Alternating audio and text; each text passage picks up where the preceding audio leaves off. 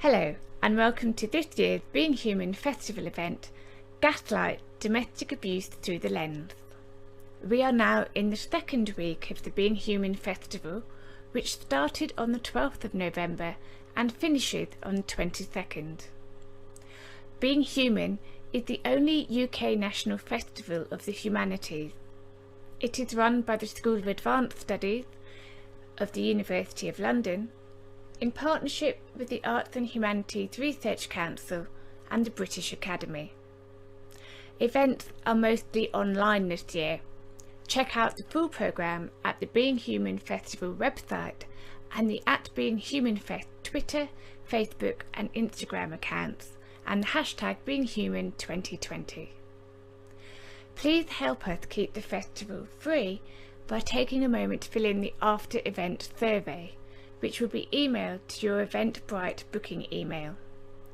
Your feedback is really valuable in supporting the festival. Okay, so on to tonight's programme. I am Dr. Amy Kellum, Associate Research Fellow at the Institute of Advanced Legal Studies. I have published research on domestic abuse in the first national COVID lockdown, part of a wider collaborative project on law and violence. Tonight, I'm using film as a jumping off point to explore this very critical issue. As an introduction to our evening, we are streaming the world premiere of the short film Ending Abuse by award-winning director Shane Nelson of Omnifusion Productions. I cannot overemphasise the generosity that Shane has shown in this project, given that we were working on an absolute shoestring of a budget. Without his own dedication, this would not have been possible. In about 5 to 10 minutes, I am honoured to be joined by Professor Evan Stark, a world-acclaimed forensic social worker and author of the book Coercive Control. Amongst his many credits, he was instrumental in setting up one of the first women's refuge centres in the US. His work on coercive control has had far-reaching influence, as has his comparative research on issues of domestic abuse.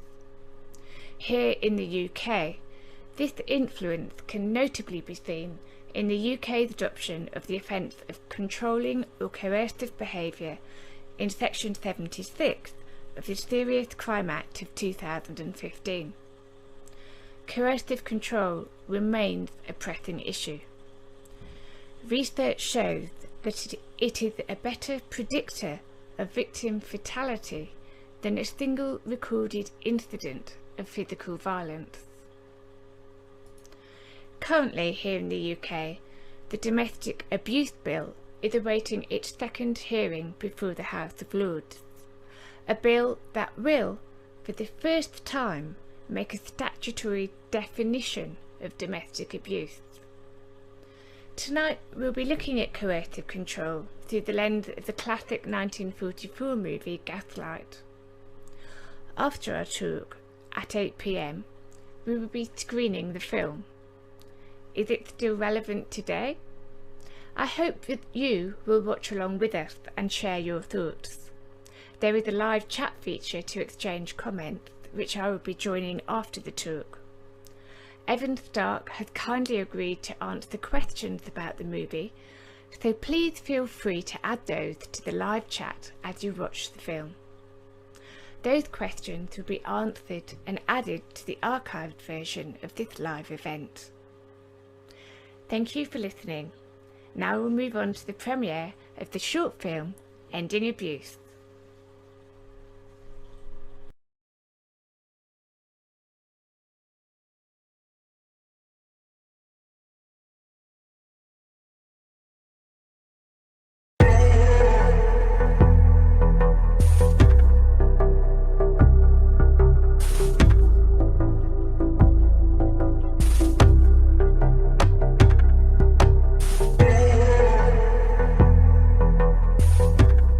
Anyone can be a victim of domestic abuse.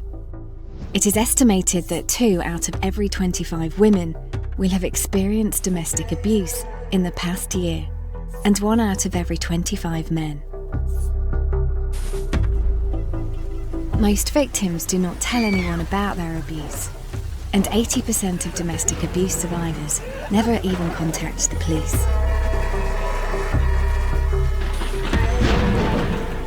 Domestic abuse is a pattern of surveillance and domination by one partner over the other, where fear is not just a byproduct, but a central tactic used by the perpetrator. Evidence suggests that when children witness ongoing domestic abuse, it may be just as harmful to them as actually suffering physical abuse. Professor Evan Stark is a forensic social worker who authored the book Coercive Control. He likens this abuse to being taken hostage. Because what we're really dealing with, although the analogy is by no means perfect, is a kind of domestic terrorism, a kind of domestic hostage-taking in which the victim has no outside to escape to, because the supposed safe place, the relationship, the home, the family network, has been identified as the point of imprisonment and entrapment. Sometimes physical violence is used alongside a range of other tactics, such as isolation, degradation, mind games, and the micro-regulation of everyday life, like control over what the victim can wear, and when they can sleep, constant monitoring and intimidation through online communication tools or smart home devices. Even the use of spyware is becoming common. 95 out of 100 domestic abuse survivors reported experiencing coercive control. Coercive or controlling behaviour was made a criminal offence under the Serious Crime Act 2015. However, less than 2% of all domestic abuse-related offences recorded by the police were classified as coercive control. Instead of asking, "Why doesn't she leave?" our government needs to ask, "Why doesn't he stop?" and then take the necessary measures to embed this principle as a practical reality. This important principle remains the same whatever the gender of the victim, of the perpetrator, and whatever the nature of their relationship. The Domestic Abuse Bill, due to become law, will for the first time create a statutory definition of domestic abuse in England and Wales. This new bill will include non-violent forms of abuse, such as coercive control. Data shows that coercive control is a better predictor of victim fatality than a recorded incident of violence. By its very nature, coercive control can remain unrecognised by the victim themselves. As famously depicted in the Patrick Hamilton play Gaslight and the subsequent film adaptations to which we owe the term gaslighting, the action of manipulating someone by psychological means into accepting a false depiction of reality or doubting their own sanity. If I could only get inside that brain of yours and understand what makes you do these crazy, twisted things. Gregory, are you trying to tell me I'm insane? As one survivor reported, it took me 13 years before I realised that I was being subjected to emotional and psychological abuse. I used to think abuse was just when someone hit you. The sad story is all too common, but there is hope. Many people have been working tirelessly to help liberate victims and end abuse. Please join us in our fight, and together we can end abuse.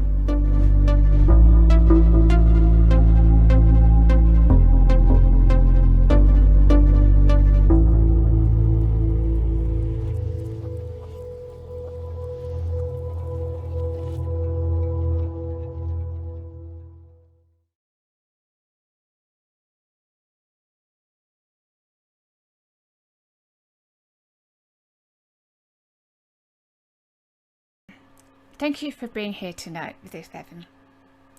The film Gaslight predated the domestic violence revolution by some 30 years, yet it played coercive control rather than physical violence centre stage.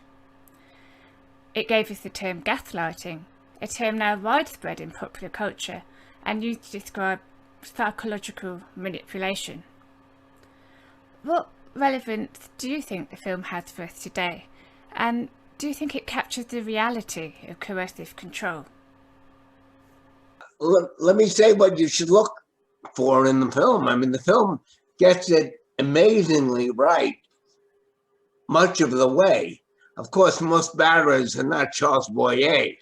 And Yeah. I'll say something about that in a minute. But it really gets it right. I mean, for one thing, well, I don't want to give away the plot. I mean, if I give away the I think we could maybe, without giving too many spoilers, maybe we can talk about. I can't. Well, for one thing, all right, let's just say Charles Boyer has an ulterior motive. And the important thing about gaslighting and the important thing about coercive control is to recognize that the partners, mostly men, who engage in these behaviors have a material motive. They want money, and they want the opportunities that controlling all of the people and all of the goods and services that are in the household have to make available. I won't say more about the movie, but let's just say Charles Boyer has a very clear material motive. And I think that's one of the most important parts of the film, because while most batterers, most men who use coercive control are not con artists, they don't have half the brain Charles Boyer is alleged to have. Nevertheless, they're after something. There are rewards that they see as they're gaining by taking control over the woman and over the children and the other people in the household. Yeah. That's the first thing. The second thing is the film beautifully portrays the extent to which gaslighting involves denying space. And I don't want to give too much away, but part of what makes the film so exciting is the subtle ways in which the batterer isolates. But in most cases, the marriage, the courtship, the wedding, the initial date is the separation. In this movie, Ingrid Bergman is traumatized by her aunt's death and sudden murder, and she's on vacation, so she's separated artificially, and she's alone and she's traumatized. Most women aren't vulnerable in that respect. That's unusual in the movie. Yeah. But what he does do is right away, she plans to take a few days before making a decision to marry him. Yeah. And she gets on a train and she goes to a vacation spot. And lo and behold, who is waiting for her at the vacation spot but Charles Boyer? Yeah, and exactly. She throws herself into his arms. And instead of seeing it as disallowing her any space of her own, she sees it as his interest in her. Yeah. And it's that evisceration of personal space that is the precondition for gaslighting and for coercive control generally. So that's very important. The third thing that you see almost immediately in the film, which is very typical of gaslighting, is the attention to trivial detail. Yeah. And the attention that's paid to the brooch, to the painting on the wall, to the way she wears her hair, to the way she walks, to the way she crosses the living room, to the way she talks to the servant. Things that normally you would take for granted. Yeah. There's no attention to. He makes of enormous importance. And she must, at that point, make a decision about whether to attach the similar importance to those trivial details in order to please him, that he does, or to simply treat them casually the way she has in the past. And once she crosses that line, that's a very big psychological boundary in terms of his establishing control over her. Because at that point, what is important to him is what is important to her, and not what is important to her. Yeah. And so that has, the other thing that comes to mind very quickly is mind games. He begins to play mind games with her. He begins to catch her on supposed mistakes. You know, not real mistakes, but things like one of my clients, for instance, would put a park a car in a certain place every day, and her partner would move the car. And then she'd go out and she couldn't find the car. Oh, you made a mistake. Or she would put her keys in the bag, her pocketbook, before making coffee in the morning. And then she would leave the house, and he had taken the keys out of the car, out of the pocketbook, you know, before she would leave. That was the mind game he would play on her. So she would get to the car, she wouldn't have her keys, and he would tell her how forgetful she was. Oh, you're always forgetting everything. This is the thing. So that she begins to think somehow that now she knows she's not making mistakes. I want to talk about this a little later, but because this is a real problem with the film. This is one way in which the film is not typical of what goes on in these relationships. But anyway, in this sense, I want people to watch for that. You watch in the movie how these little mistakes come. Another thing that's very critical about this film, which many people won't catch, is that gaslighting never takes place no matter how much the batterer tries to isolate the victim. She is never completely isolated. The servants, both the servants, are aware of the gaslighting that's taking place. So are the people who are at the soiree that they go to. So is the woman who lives across the street. So is the policeman. And this is a very important part of gaslighting, because as much as Charles Boyer, tries to isolate Ingrid Bergman, these people are aware of what is happening. They don't know what to do with their knowledge. And they don't know how to cross the boundary between their knowledge. In some cases, the one, I don't want to give it away, but the one servant is actually colluding with Charles Boyer. The other servant wants to be very faithful to Ingrid Bergman, but she doesn't know what to do. But this business of allies in real life, when gaslighting occurs, children, grandparents, many people are aware of the gaslighting that takes place. In one of my cases in New Jersey, we actually hired a private detective to teach the woman ice skating, because the only place that he would let her go was to ice skating lessons.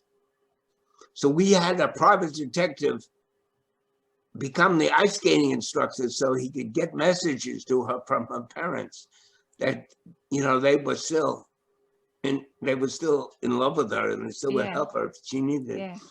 He found out about it and he canceled the lessons. But I mean, that's the kind of reaching out that gaslighting never takes place in a vacuum. Did you want to add something on that?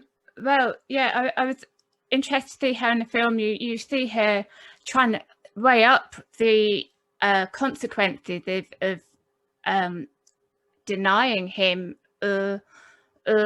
going along with his request and unreasonable demand. Right. Each time she catches him, he strengthens his hold. And that's the double bind she's in. That if she calls him on it, he gets angry, he escalates, but he doesn't go quite so far. He just goes a little further than he went before. So every time she thinks, should I call him on this rather than doubt myself, she worries that the reaction is going to be. And he treats her like a child. And I think he infantilizes her increasingly. And there is a subtle and an ever less subtle connection he makes throughout the film between being forgetful, being crazy, and being infantile. And so even though most of us forget things all the time, some things, much of the time, many more than others, we don't necessarily think because we forget things. There's one scene I should tell people. There's one scene where they go out in public. He lets her go out in public. And there's a key figure in the movie who's trying to connect to her there. who's you're not sure is less of a stalker than her husband, but he's a different kind of stalker. Yeah, it's a bit of ambiguity there. Yeah. Joseph Cotton. And he sits behind them, or he sits near them in the soiree. And when they get home from the soiree, Charles Boyer, who at that point has been only a con man, he has no love interest in his wife. His only interest in is getting her jewels. Really, that's what you think at that point. He gets very angry and very personally jealous, very personally possessive. And that in some sense is a catch in the film, but it's also something that's very real about gaslighting. That gaslighting is a very visceral. It's not a distant, cold, calculating strategy. It's a visceral, rooted strategy in personal possessiveness and ownership. And so there's a very close connection. Maybe we'll talk about this a little later. There's a very close connection between gaslighting and stalking, and between stalking and violence, and gaslighting and violence. So, there's some other things. But, I do want to underline, and this is, I think, a subtle point about gaslighting. Most stalkers are not Charles Boyer. I said that before. They're not con men. No. Most gaslighters are people who are playing mind games with women. Don't have a whole lot of creativity. They write the script as they go along. And what really is happening in most gaslighting situations is that the woman is not responding, not because she doesn't know that she isn't right. Ingrid Bergman genuinely begins to forget. We think in the film, we don't, it's a film. But when they don't know what they know, when they forget what they know, it's a condition I call perspecticide in my book. They lose the perspective on reality. It's because they are too afraid of what the knowledge will bring. It's because knowing that, for instance, they put the key in their bag, in the case of Ingrid Bergman, means that he took it out, means that he is dangerous. And it means that they are disarmed and vulnerable in front of that danger. Better to think, I am forgetful.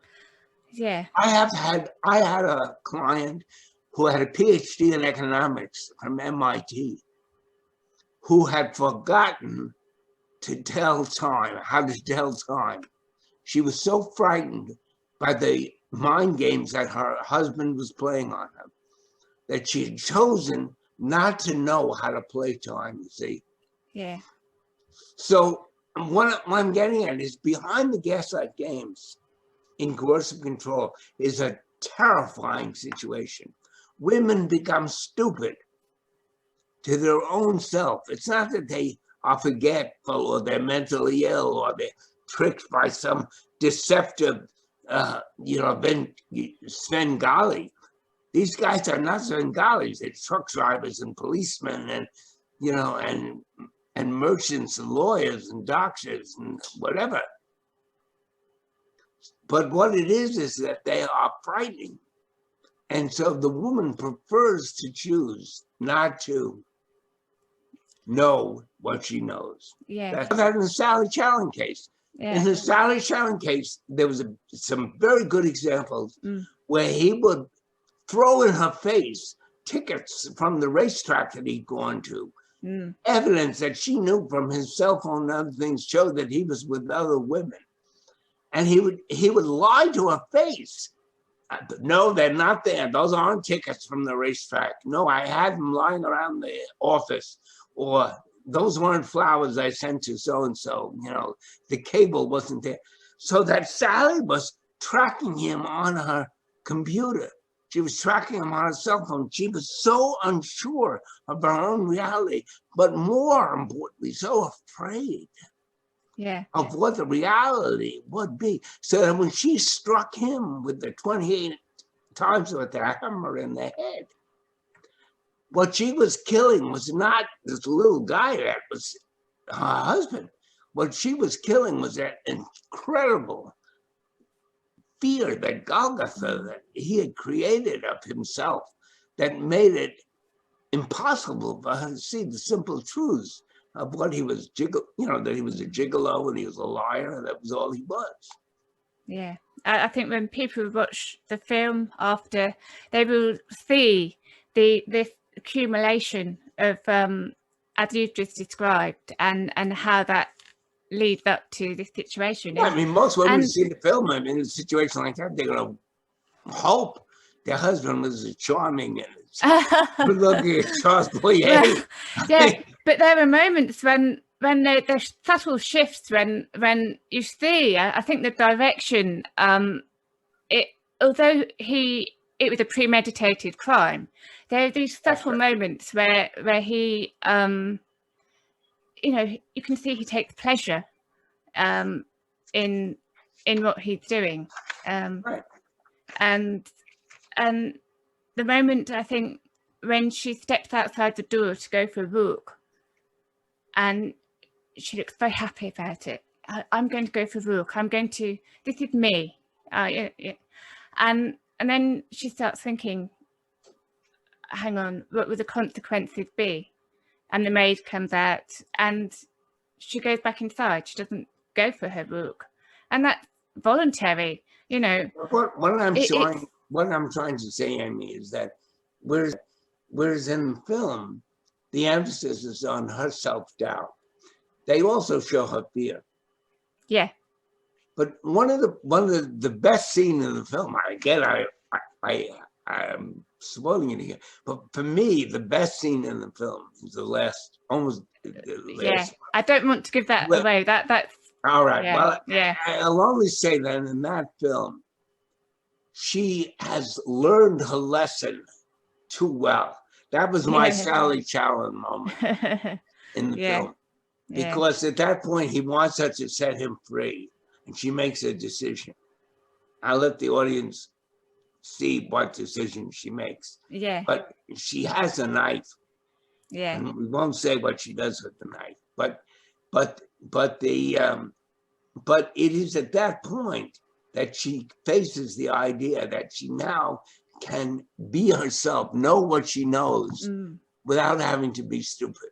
Yeah. Without having to be stupid. I did want to say one other thing about gaslighting.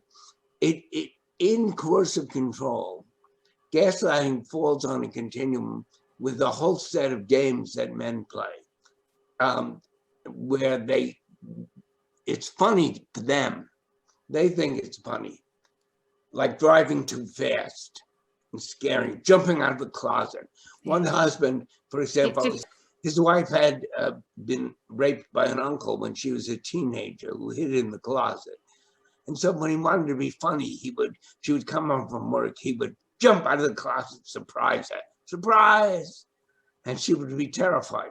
But again, it runs on the same theme as gaslighting. It's funny, and it's difficult for people. It's difficult for people not to laugh, particularly if that happens in public. Humiliating them in room to room, showing pictures, following them from room to room.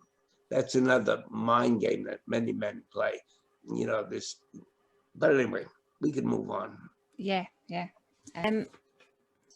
So you've talked previously about I'm not sure we haven't covered this actually. I'll ask the question anyway, and if we can move on,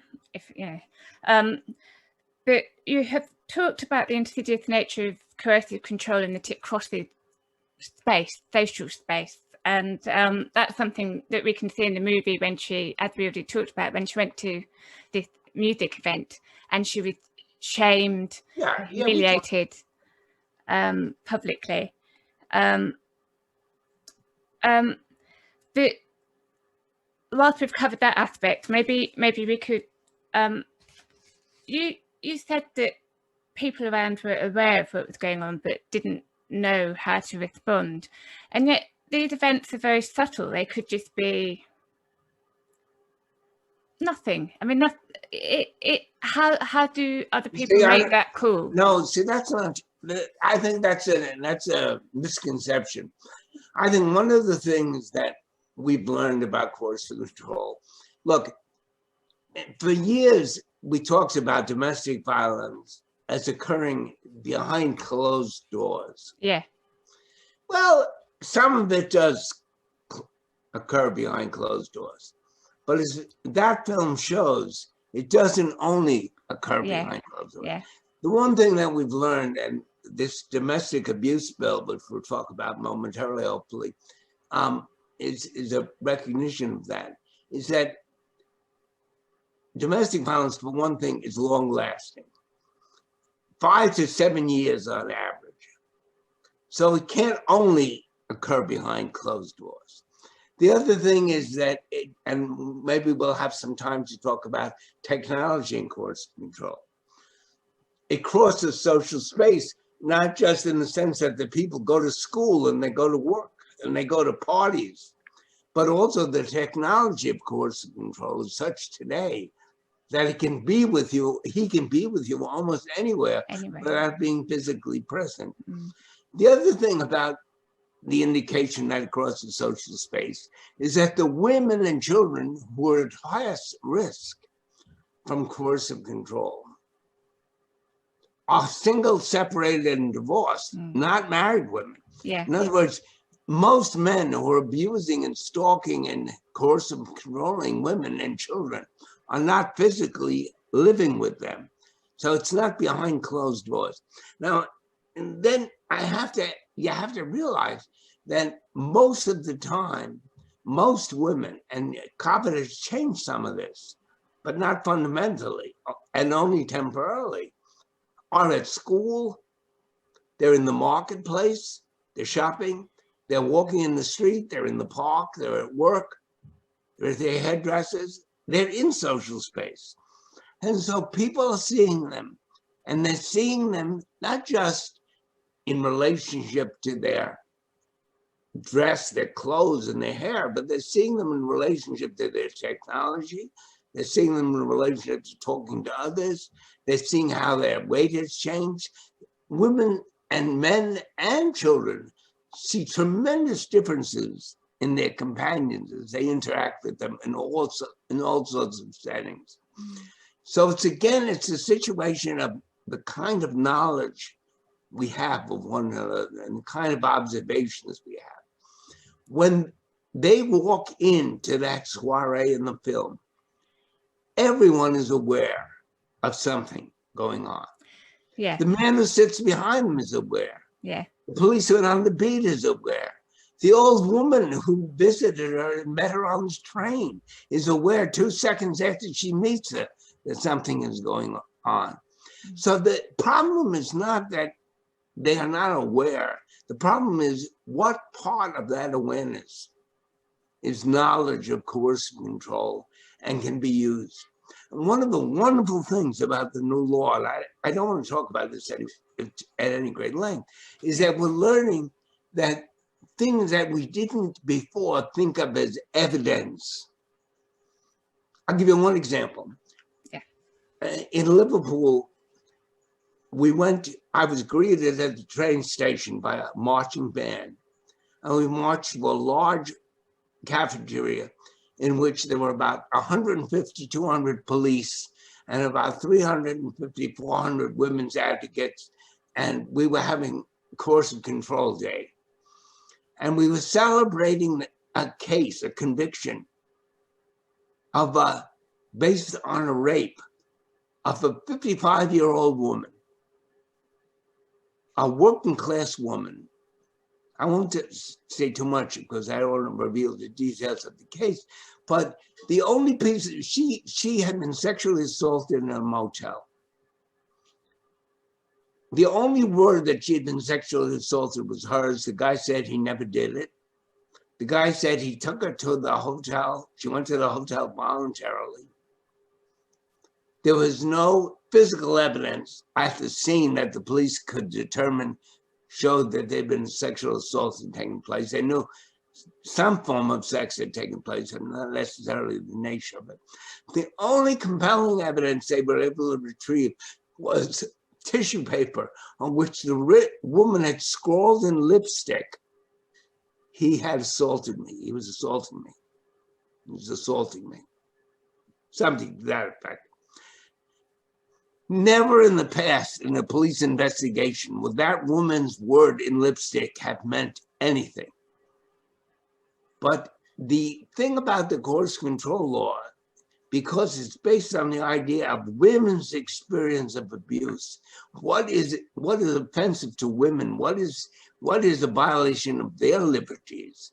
What is a violation of their dignity?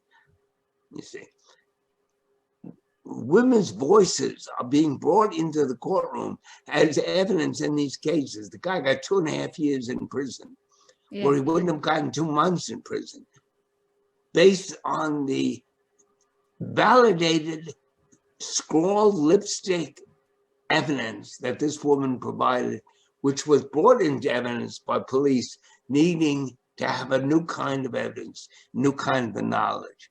So it's not just that coercive control takes place in all these places. It's not in the home. It's not behind closed doors.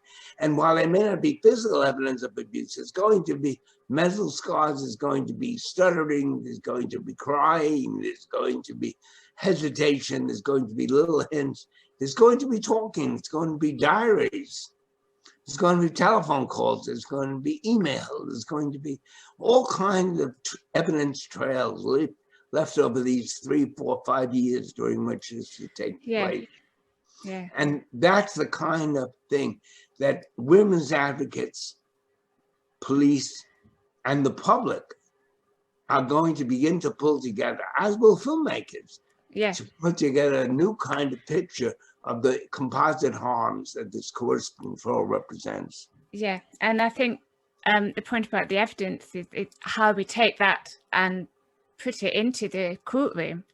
I think that's a very significant point, because at the moment you can't take covert recordings and submit them. In fact, solicitors will advise clients not to do that, because it will make the client look like a bad litigant. They themselves will look maybe controlling or coercive. Well, I don't want to. I know this is not you're talking about family law, and maybe this is, consider that real law. Not, it's a different issue. But family law is an equity court. Yeah. So it's an entirely different set of rights and liberties than we're talking about in criminal law. But even in the family law, I think we will learn that unless we get the coercive control out of the picture, we can't assume equal litigants.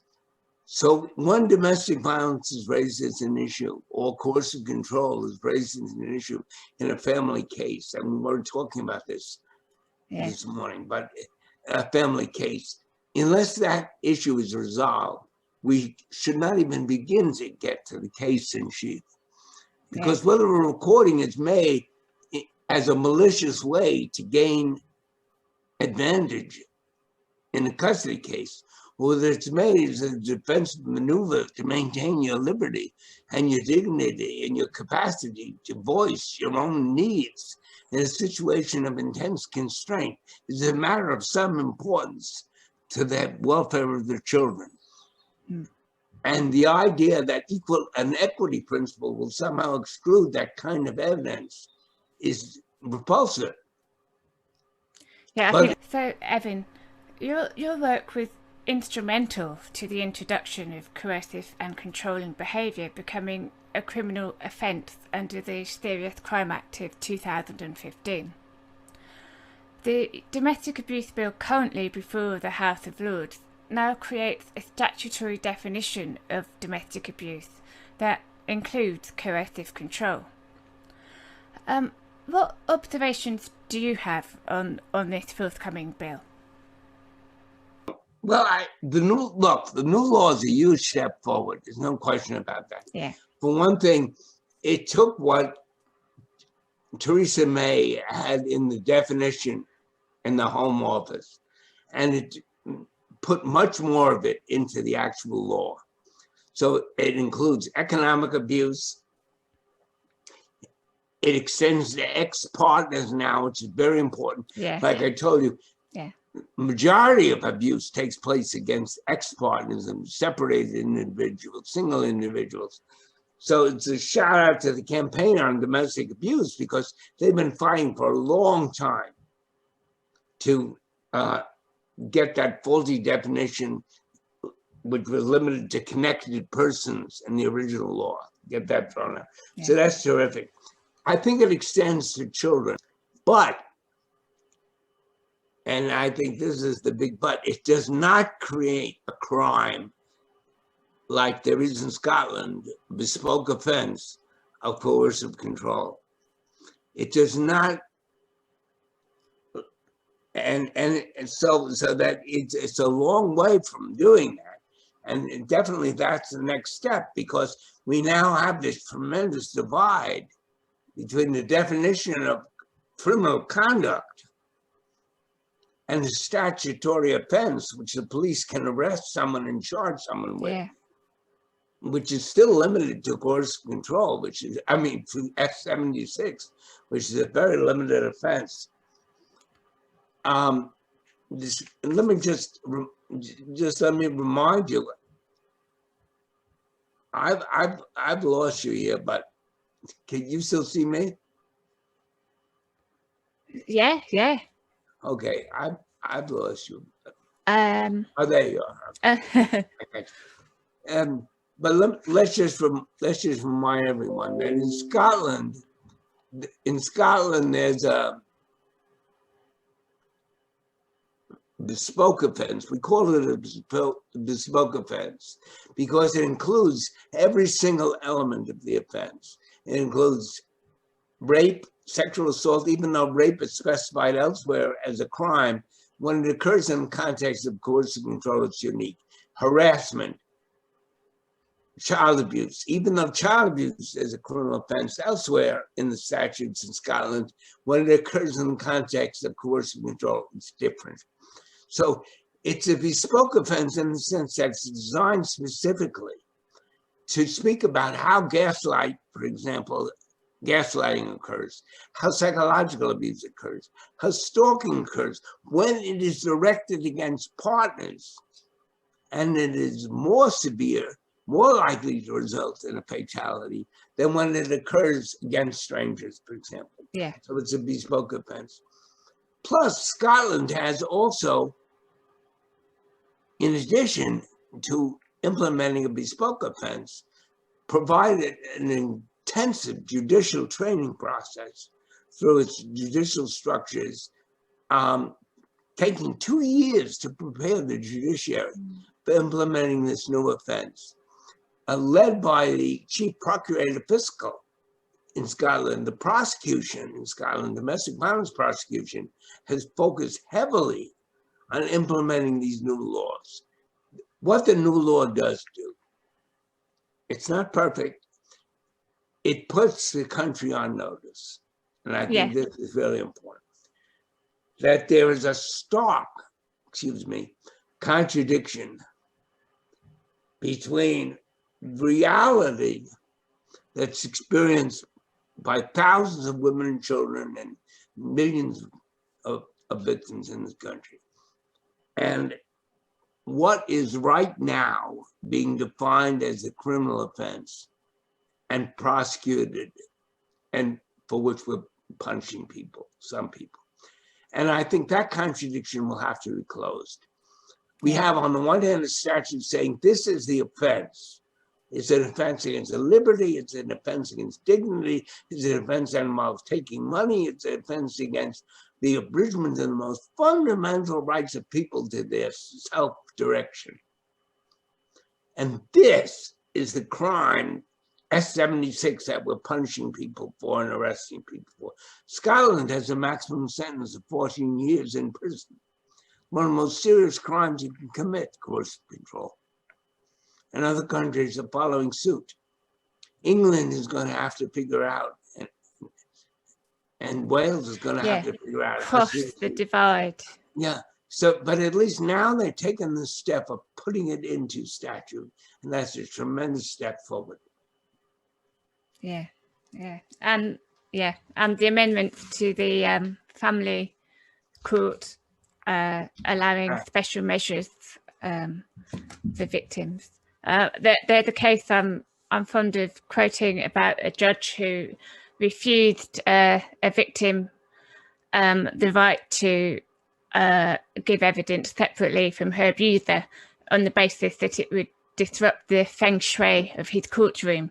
So he made the victim and the abuser sit side by side on the bench before him and allowed the abuser to cross-examine.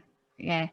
So hopefully now that loophole has been closed, I think that's well, again, good. Only if you hear and establish that there is an equitable relationship, equitable in the sense not necessarily fair and all, completely equal in every sense, but that both parties in the dispute are free to speak their minds and tell their truth. Yeah. And that includes the children. Yeah. Because, you know, we now are finding that the coercive control of children is taking place at least at the same level. We no longer will be talking in 5 years about child abuse. We'll be talking about the coercive control of children, because it turns out that the vast majority of children that come to the attention of child welfare services and family court for problems that are related to so-called child abuse are actually, or child maltreatment, are actually victims of coercive control, and usually by the same persons who are coercively controlling their partners. Yeah, this is something I see a lot raised on support forums by mothers. Another day. Yeah. Okay. So we talked a lot about women's rights over during this talk, but as we've acknowledged, men can be victims too. How do we constructively address the gender difference in abuse? I was taken by a quote from a psychologist, which I have here, Martin Feibert, who pointed out in his research claimed that women are at least as aggressive as men in their intimate relationships. But I don't need Martin Freiberg. Dr. Freiberg's telling me that. I've been married twice. I know women are as aggressive as men. Why not? Yeah. So what can we take? I mean, I see the key word here is aggressive. I mean, what distinctions do we make between just say an ordinary fight, an argument? Look, everybody has the dispute. Law. This is one of the, I think, the confusion we had with the domestic violence laws. Look, this new law, no one should confuse this new law with aggression. This has nothing to do with aggression. No. In fact, you'll see from Gaslight, you'll see from the movie that the absence of aggression is one of the most significant characteristics of Charles Boyer's métier. It's when he becomes aggressive that we see through him. Everyone is trying to push him to be more aggressive. Now, look, of course, women are as aggressive as men. In fact, there's compelling evidence, every piece of population data. Women can be as violent as men. Women hit men as much as men hit women. Women, hit children. Women hit each other.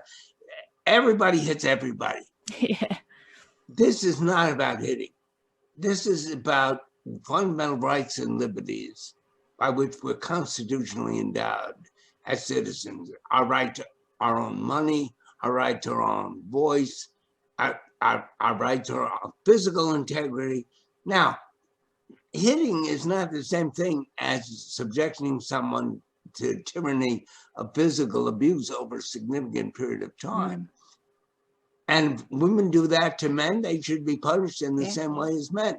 And we do have some data that there's a significant subgroup of women, maybe 5% of the people we're arresting for coercive control, where the woman is the primary aggressor. She may be the one earning the money. She may be the one controlling the household. She may be the one doing.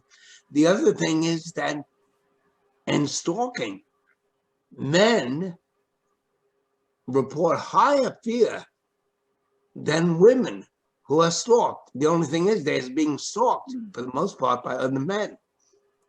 In other words, men are stalking both men and women. So we're talking about same-sex partners who are often victims by men, as well as same-sex partners being victimized by women. Coercive control is about the abrogation of liberty. Now, the reason the abrogation of liberties is systematically more harmful to women than it is to men is because women are, as a group, disadvantaged with respect to men. They are unequal. And because coercive control is built on the ground of inequality, women are disadvantaged with respect to Social Security, to wages, to retirement, to employment opportunities, to educational opportunities, to political opportunities, to virtually every major social good that translates into independence. Women are disadvantaged. So in a partnership relationship, it is inevitable that those disadvantages will be manifest in individual inequalities, which can be taken advantage of to an individual's gain, personal gain, and to monopolize all the resources in the household. Now, at some point, when there's full economic and social and political equality, we won't be talking about the disproportionate use of coercive control by men against women. I don't believe it's rooted in biology or it's rooted in fair sex or anything of the kind. I think it's rooted in simply the disequilibrium of power that continues to find relations in our society. Just as handicapped people and marginalized groups are going to be victims of coercive control disproportionately because people of color, because they have less power. And it is the job of the criminal justice system, where it is possible for it to do so, to try to prevent those social inequalities from becoming manifest in individual injustices.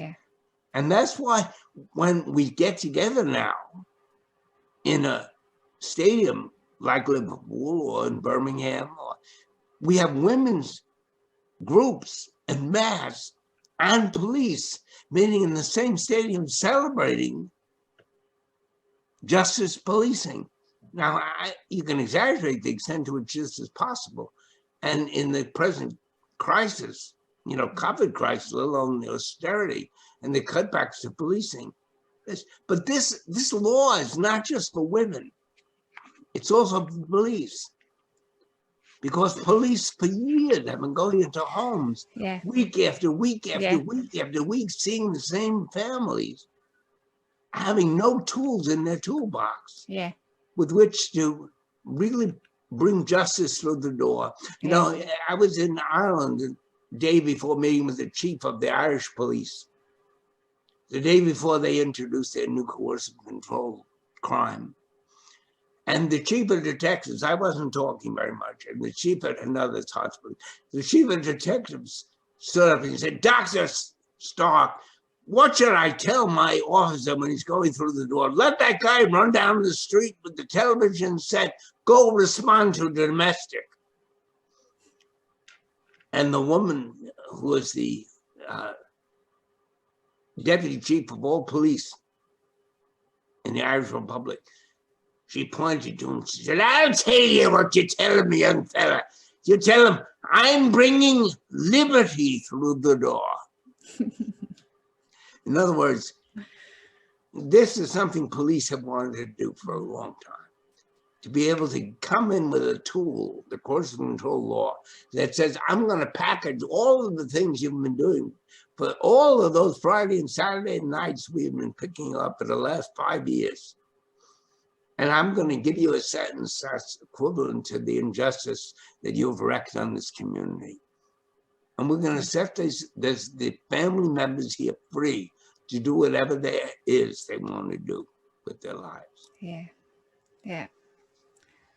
Powerful stuff. And it is a whole community that is affected. Oh, yeah. Yeah. Yeah. I wanted to return to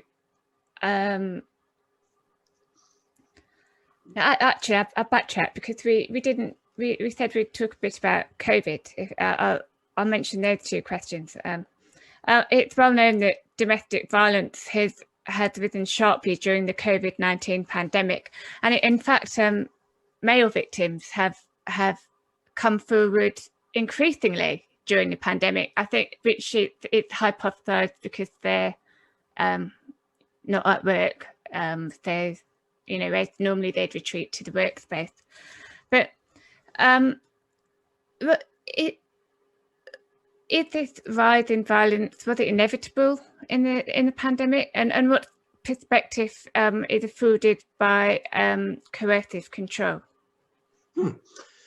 Well, first of all, I think all problems, all inequalities, all problems that are rooted in inequality are going to be exacerbated during crises, whether it's an oil spill or it's a atomic disaster or an epidemic like COVID-19. So violence is going to increase. And, you know, whether it's the Toronto Star was talking about the perfect storm, you know, public shutdowns, quarantine, people locked in is going to be. In Australia, practitioners described the experience. They compared it to a shadow epidemic. Yeah. What was going to take place during the COVID. So there's no question there was going to be an increase as people were shut in. Yeah. That and you know and that's even without saying that a cutback in policing it was inevitable as well. Yeah. But that has very little to do with it because policing doesn't have much to do with domestic violence anyway. I mean, the rate of domestic violence hasn't changed appreciably in England in 30 or 40 years. Serious domestic violence has gone down some, you know, as reported in the National Crime Survey, but the absolute level of victims who are reporting has not changed 1 percentage point. So policing has had, I think that will change now, has had very little to do with the coercive control. So it's not likely that the decline in police availability is going to significantly increase violence. Whether there is an actual increase in violence or not, or whether it's just increased visibility and reporting because people are at home, I have no idea. But and this is one of the things you have to understand is that for many people who are living with coercive control, the conditions of quarantine, excuse me, the conditions of quarantine are normal. Yeah.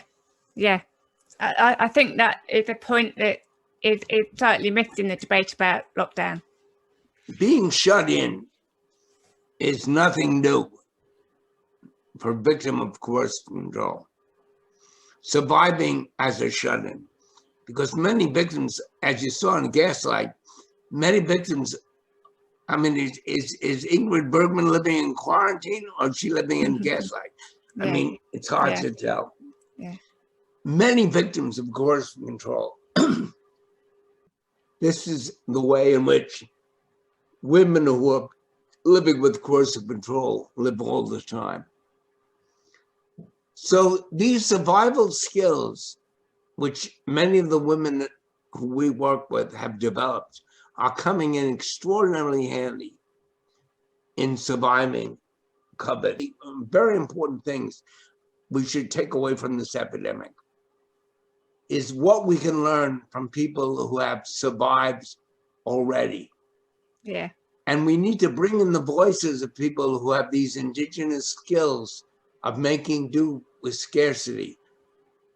People who lived through the war, the people of them who left among us in the neighborhood, bring them into our houses and have them explain to us what it meant to live through the turnip winters. What it meant is because that's what we're doing now. And the idea that people are sort of, that many people have about COVID, that it's a crisis, it'll be over in 3 days or 5 days. We only have to ration for a few days, we'll do it out at our restaurant or do it out Netflix for this day or that day. That's not what it's at. This is going to be a chronic way of life more rather than less often over the next 20 years. Not just for COVID, but for a variety of deprivations.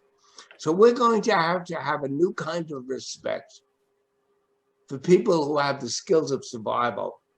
Yeah. And bring them and their organizations into the discussions about public health, into the discussions about public planning. It's very important. Plus, we're going to have to develop new ways of interacting with victims. We're going to have network and check-ins in neighborhoods, much more so than we did, much more so than we've done before. We should be checking in on our neighbors regularly. We should be, instead of sheltering in refuges set apart in buildings which are unsafe, we should be developing safe spaces within communities, much more so than we have before, and creating visitation, both virtual and literal physical visitations, so that we can keep track of these. And these should be neighbor on neighbor, not just victim and savior, but protect, because every woman who's in a household with children and a man, or any partner, is a potential victim. So this should be really a sharing of skills of survivalship as well as the skills of protection. And I think we have to watch the language that we're using around the epidemic. The word lockdown is not a very nice word for somebody who's in a gaslight situation. To tell me I'm going to be locked down.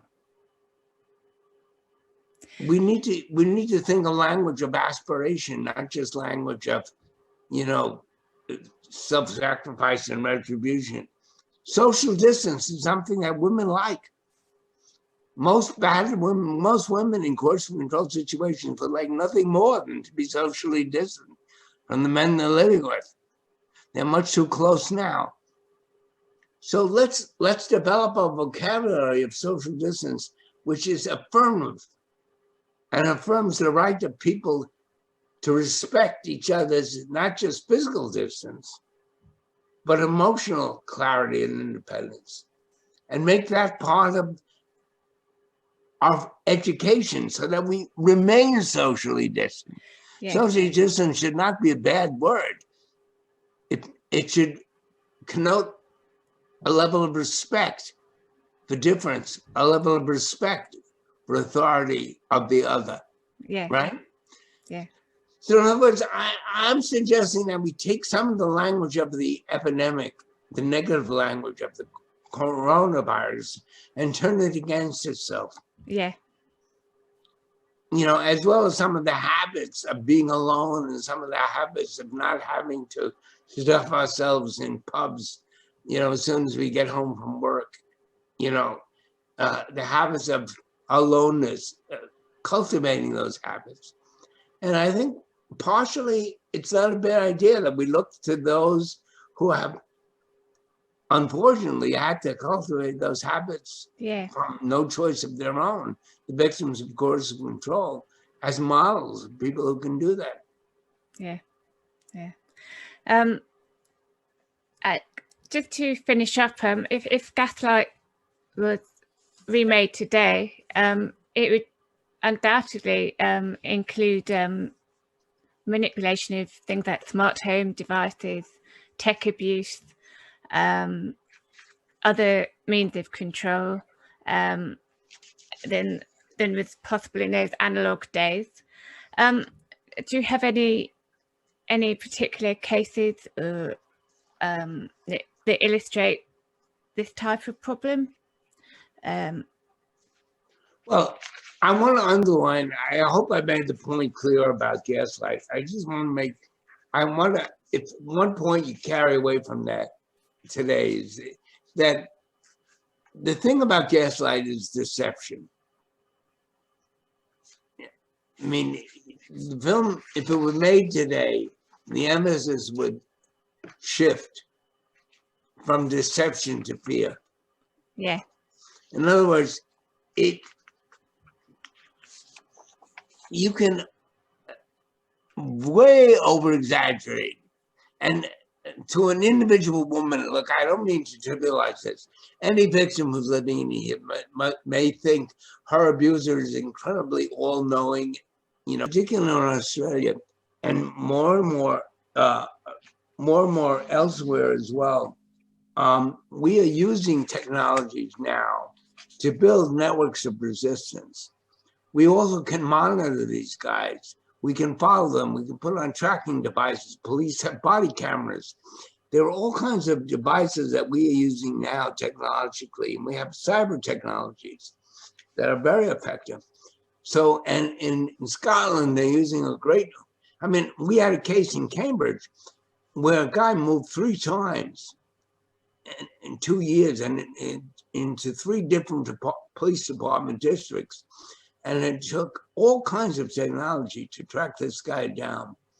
But we were able to do it with license plate recognition and all kinds of things like that. The police were able to do that. So it's true that the barriers have access to more, men have access to more technology than women, maybe as a general rule. But police have access to some fairly sophisticated technologies.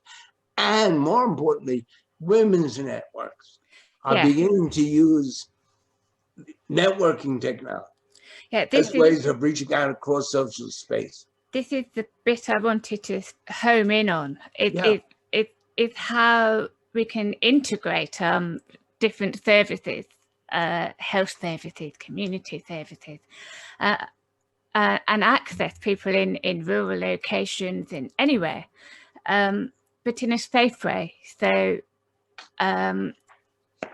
you hear reports of people being unable to use the phone safely, unable to use the computer unmonitored. So, how do we get these virtual online communities to engage with victims safely? How do we make that change? Well, I think most online communities have security mechanisms for privacy, and people taking on, quick shutdown, false identities, quick shutdowns, things like that. Access to information, look, particularly in rural areas, the places in Ireland, places in Scotland, there are even places in Northern England which are really inaccessible. Yeah, digital poverty. Certainly places in the United States where it's possible to isolate people almost completely without any kind of social contact for significant periods of time, where they basically fall off the map. So I think the idea of having universal technologies available at very low cost, having cell towers which are accessible in many, many rural areas, letting people know, being aware of people in distal, involving them as we've been able to do in many of these conferences from very great distances, so they can come in and engage services in developing whole tiers of services which can be virtually engaged, just as we do virtual exercise at the gym. Those of us with seniors that want to keep ourselves fit, there should be virtual safety exercises. And there are also ways of envisioning safe spaces in rural areas. There's some marvelous artwork, I don't have time to go into it now, that's being done in Scotland and it's being done in Ireland with imagining safe spaces for women in rural areas, where women learn to use the woods and learn to use the wilderness and learn to use lakes as ways of reimagining themselves, even virtually. Yeah. They don't have to necessarily leave the computer or the cell phone. Now, yes, he's going to invade those spaces. Every space that a woman ekes out in order to breathe the air of a free person, the barrier is going to try to close. He's going to try to close that area. They go on search and destroy missions. They go through the drawers. They go through the cell phones. They go through the computer lists. They go through the address books. They raid the diaries. They go through the cupboards. They look under the bed. They go through, your pocketbook. So there's no question. And you saw that in the Gaslight. Yeah. So there's no question that women are having to retreat. They have small areas of their lives in order to speak. Find that space. Around there, their own space. But, I mean, when a woman finds herself doing that, and I think the message has to be clear, eking out ever smaller spaces, that needs to be a signal that she needs to break free. And like you say, there needs to be a readiness, a much more expansive readiness, not waiting for a crisis. I mean, if we wait for a crisis like COVID to hit before we recognize, or starvation to hit before we recognize climate change, or and the same thing is true with coercive control. Yeah. If you wait till you have nothing left except a small area of your skin on which to poke a hole in order to remind yourself that you're alive, that's too late. Watch carefully for what Ingrid Bergman does with the knife at the end of the film. Yeah, I think as we move on to the movie, I think a lot of this will really shine through powerfully to the audience. Well, I wish you luck. Yeah. Thank you very much, Evan, for that very insightful and powerful and positive, inspiring talk. Thanks a lot. I think there's Bye, a lot to Amy. be Good taken luck. from it. Yeah, thank you very much. Thank you. Okay. I've lost my mouse.